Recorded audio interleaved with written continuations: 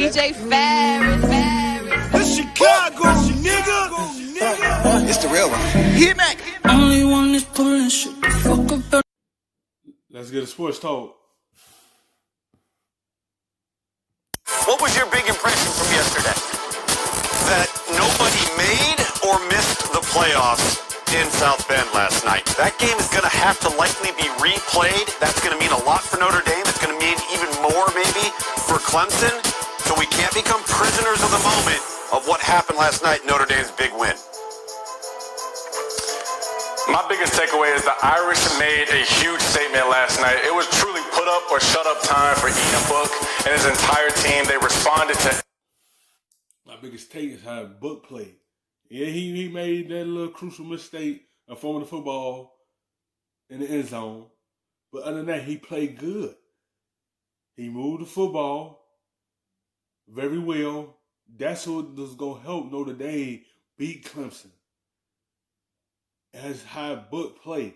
And he played good for them to win this game. He marched them down the field.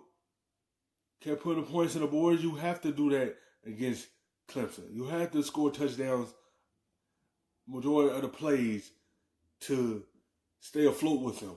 Yeah, it was a field goals in 20, but they scored the touchdowns to keep with them. I had a feeling that Clemson, these turnovers that they be having and these little mistakes they be making, I know it's going to catch up with them at least one time in this season. And it did against Notre Dame. Notre Dame have a good defense. Like when you make those mistakes against a team that could play at a high level with you, this is going to be the result. But none of them ain't going to miss the playoffs. Every punch, every jab that the Clemson Tigers threw at them, they really demanded and commanded the entire line of scrimmage the entire game. I thought they did a great job of distributing the ball to their receivers. The defense played lights out. With or without Trevor, I think Notre Dame won this game, and they did it the right way. Heather, what do you think? Well, I'll build on what both of you gentlemen said and take it one step further. The ACC has two top four teams. I think that was clear in Clemson and Notre Dame only being separated by a touchdown in double overtime, but don't discount the possibility of two SEC teams because, guys, Florida's in control of the East on a collision course to face Alabama in the SEC championship game, and if they win, it takes one upset to see Alabama and Florida in the top four, too. Tigers get a ton of credit, though. They won 39 consecutive regular season games, including 28 straight against ACC opponents, 25 of those in conference play. Clemson had won 14 on the road straight before going down in double overtime, as we said last night in South Bend. So, obviously, that sort of game gives us a ton to react to. I want to go back to Tom Luginbill. Tom, you said earlier in your kickoff, you commented on this. So, when you look at Notre Dame, this one game doesn't put them into the playoffs for you? I don't think it can. In a crazy up and down season like we're having, you've got to take each and every week. You don't make sense there.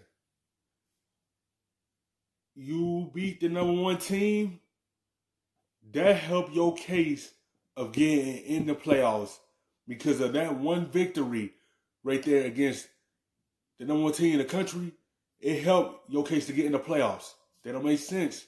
This helped them very much. This big win right here have leeway for Notre Dame to make the playoffs.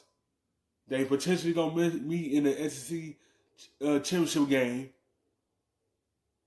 And it's going to go from there. They both potentially going to be in the playoffs in the same conference.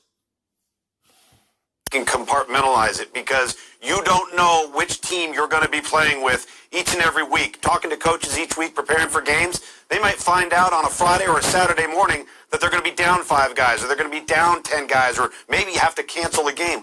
We don't know that. And so that's why I think you've got to take the win and take it with a grain of salt, not to, in any way, shape, or form take away from the performance.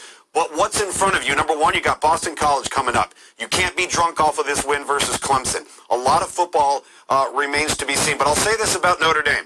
They are 30-3 in their last 33 games, so they know how to win. But what they did last night was something they hadn't done before, is they beat a team in two ways. They beat a team that was athletically superior to them, and they beat them because they were better in the trenches. Kudos to Notre Dame on those two areas. All right. Thanks for watching